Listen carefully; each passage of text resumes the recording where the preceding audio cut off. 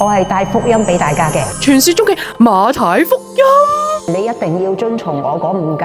第一戒戒 sport bra。點解要戒 sport bra 嘅 ？sport bra 咧係做運動先着咯，出邊咧就會撳扁個胸，咁啲肉咧就會變咗係腐乳咯。竟然係咁。第2戒戒胸圍着超過1年，只可以着1年咁短㗎咋？最好就6至8個月咯。啲內衣洗得多咧都會鬆嘅，因為係彈性布料啊。第3戒戒直接掉落洗衣機洗。但係我都市人嚟嘅喎，好少揾手洗衫嘅喎。咁如果你懶，一定要入個硬殼嘅洗衣袋，就咁掉落去咧，同你啲衫一齊捲嚟，咁掹鬆咗啲橡筋，着上身就冇承托力啦。第4戒戒着太細嘅胸圍。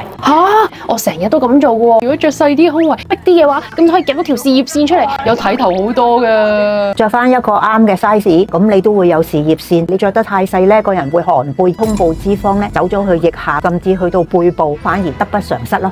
前面4戒咧，我已經好清楚知道啦。咁我咪可以上網買內衣咯。唔得㗎。第5戒戒網上買胸圍，一定要去試身啦。咁有時你啲胸肉喺旁邊或者係背脊都冇度到嗰個級 size， 胡亂買咧，反而令到你個胸變形咯。